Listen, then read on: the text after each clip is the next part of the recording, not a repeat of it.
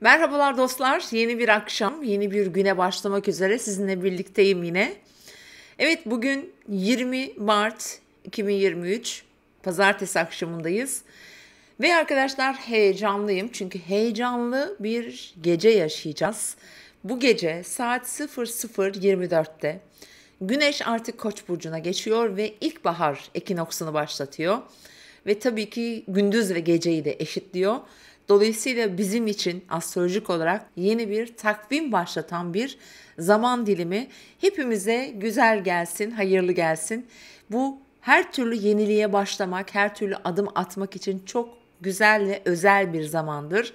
Hepimiz için umarım duygusal olarak da enerjimizin yukarı çıkacağı günlere başlamış oluyoruz. Aynı zamanda da aslında yıl bizim için şimdi başlıyor astrolojik olarak baktığımızda. Ve evet, bugün 21 Mart Salı günü akşam saatlerinde de 0 derece Koç burcunda bir yeni ayımız meydana geliyor. Elbette ki tam ekinoksun olduğu güne 0 dereceye denk gelen bir yeni ay oldukça önemli. Dünya içinde, ülke içinde ve bizim de kendi doğum haritalarımızda özellikle tabii ki başta koçlar olmak üzere çok verimli bir sürece başlıyorlar.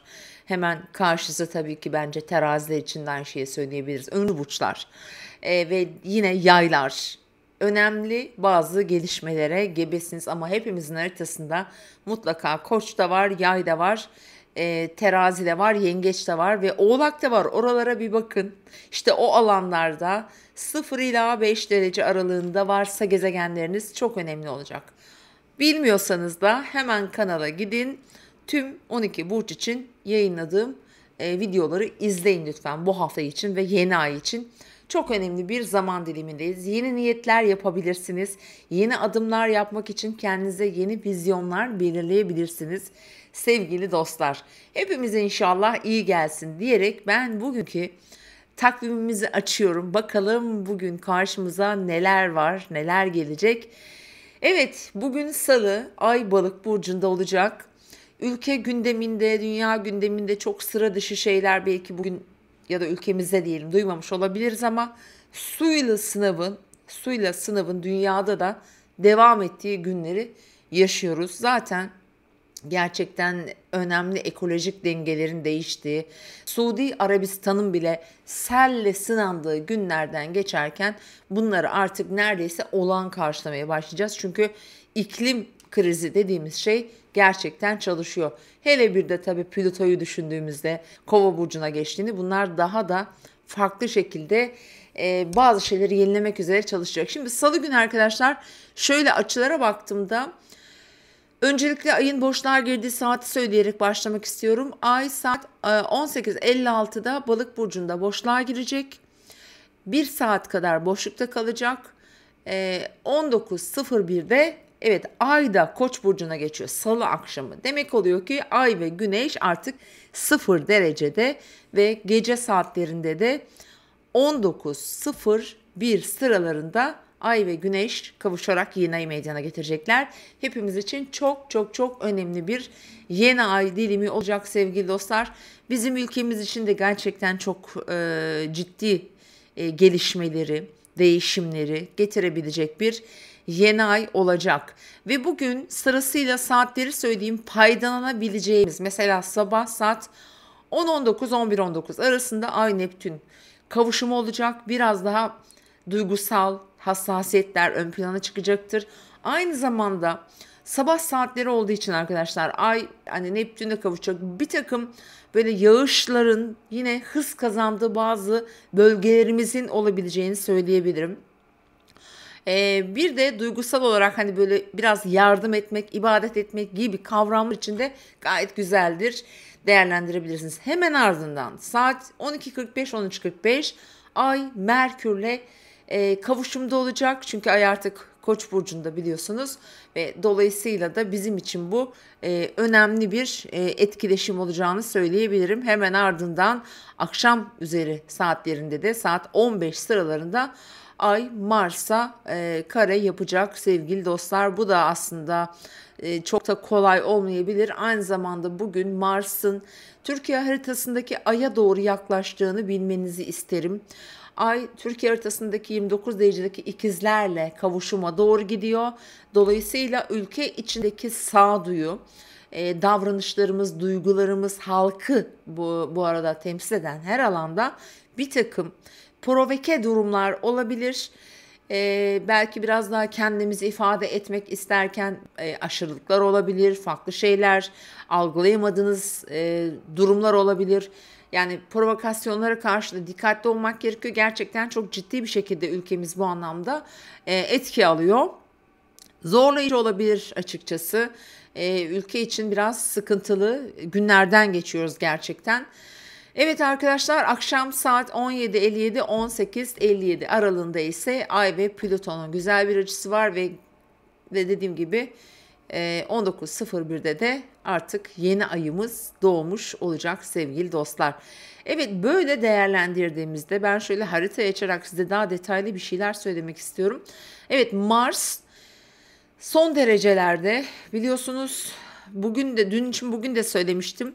Güneş de 29 derecedeydi ve Ay da 29 derecedeydi. Aslında bu geceden itibaren bizim için, ülkemiz için önemli olabilir. Çok enteresan değişimler, gelişmeler, yeni haberler, siyasi bakımdan hükümeti, devletimizi ilgilendiren önemli bazı gelişmeler olabilir. Zaten 0 derece Koç arkadaşlar Mars tarafından yönetildiği için ve Mars şu an bizim ayımızla kavuştuğu için bir kaos olabilir. Böyle bir gündem açıkçası yani isteyerek istemeyerek, yani söylemek istemiyorum ama böyle bir şeyler olma ihtimali yüksek açıkçası. Hani Plüton'un da tabii Kova'ya geçtiği günlerde biraz daha isyanlarla ilgilidir. Kazalara bu arada ya da halkın üzerindeki otorite, baskı gibi durumların artması, bunları da düşünebilirsiniz. Aynı zamanda da Koç yeni ayı, evet yani tabii ki her şey her zaman kötü gitmeyecek. Önümüzde güzel süreçler var. Önümüzde bizim için önümüzü açacak gerçekten fırsatlar getirecek de zaman dilimleri var. Merak etmeyin, karamsar lütfen olmayın sevgili dostlar. Siz lütfen önümüzdeki günlerde bu yeni ayın enerjisini mutlaka değerlendirin, kullanın. Biraz önce saymış olduğum burçlar, yine hava grubu burçlar, mesela ikizler için de, kovalar için de bence çok faydalı bir süreç bu. Jüpiter, Merkür, her alanda şu anda Koç var. Yani bu her şeye başlatabilir. Özgüveni çok yükseltir, cesareti çok yükseltecektir. Belki de hep aklınızda olan mesela yapmaya çalıştığınız ya da hiç hadi canım o olur mu dediğiniz şeyleri bile bir bakmışsınız ki içindesiniz. Böyle güçlü bir enerji aktif açıkçası, gerçekten önemli günlerdeyiz. Çok önemli günlerdeyiz. 21'in akşamı da aynı şekilde önemli bir akşam olacak. Şimdi bizim şanslı saatlerimiz var biliyorsunuz. Bugün bizim şanslı saatlerimiz, bakalım hangi saatlere denk geliyormuş. Bence mutlaka kullanın. Sabah erken saatlere denk geliyor. İlk saatimiz saat 9 ile 10 arasında. İlişki, para, biraz daha harcama, giyim, kuşam, biraz daha hani konfora yönelik konular. İşte parfümler, kozmetik gibi konular, bunlara biraz daha çekilebiliriz. Venüs çünkü Boğa burcunda. Ve bu tür hediyeler almak, mesela birini mutlu etmek için de kullanabilirsiniz bu saati. Evet, ve saat 16.05-17.05'te ise bizim için yine böyle değerli, çok sağlam ve kaliteli bir zaman dilimi var. Evet, yeni ayın fazında ay, yani ay şu an karanlık, hiç ışığı yok. Yeni ay fazı demek zaten güneş ve ayın kavuştuğu ve şu anda etrafına hiçbir şekilde ışık vermediği günler. Tabii ki biz çok önemli niyetlerimiz, başlangıçlarım yani ya da başlangıçlarımız, yani niyetimizi yapabiliriz. Bugünü kullanmayız. Ne yaparız? 1-2 gün sonrayı bekleriz. Hani biraz ayrılsınlar, uzaklaşsınlar ve gökyüzünde ışık biraz büyümeye başlasın. Dolayısıyla bizim için bu daha değerli olacak. Yani bugün çok önemli bir başlangıç yapın demiyorum asla salı günü, ama niyetine girebilirsiniz. Bunda hiçbir sakınca yok. Allah kalbimizi biliyor zaten. Sizin ne düşündüğünüzü biliyor. Siz düşündüğünüzde zaten niyetiniz oluyor, ama siz yine de özel bir niyet bence yapın sevgili dostlar. Koç enerjisi her zaman her şeyi başlatır. Eski ilişkileri de getirebileceğini söyleyebilirim. merak edenler olduğunu biliyorum. Şimdi ben bugünün 3. saatini de söyleyeyim. Ondan sonra onunla ilgili bir şeyler daha söyleyeceğim. Evet, akşam gece saatlerinde 23 ve 00 yani 11 ile 12 arası. Günün bizim için değerlendirebileceğimiz önemli bir saati. Şimdi haritayı açarak bununla ilgili biraz detay da vereceğim sevgili dostlarım. Evet, kuzey düğümle birlikte şu anda bir Merkür'ümüz var. Efendim Venüs'ümüz var. Dolayısıyla da bu bizim hayatımızda aslında bir şeyleri iyi götürmek için bence güzel olacaktır. Diyelim bir ilişkiniz var ve problem yaşadınız ya da hiçbir probleminiz yok. Ama güzel bir zaman geçirmek istiyorsunuz. Önemli kararlar almak istiyorsunuz ya da düşünüyorsunuz bunları. Bakın önümüzdeki günler için bu konularda bence çok güzel tarihler olacak. Yani birkaç gün sonrayı söylüyorum. Hazır Venüs de Boğa burcundayken ilişkileri bütünleştirmek, bir üst seviyeye taşımak için bence çok olumludur. Çünkü kuzey düğümle birlikte olan bir Venüs Boğa burcunda hem ilişkilerde çok güzel destekler verecektir. Aynı zamanda hem duygusal olarak iyi hissettirir ve kazançlarımız bakımından da bence bunu değerlendiririz. Yani para da kazandırır diye söyleyebilirim. Hemen başka bir harita da açıyorum. Bir şey daha söylemek istiyorum.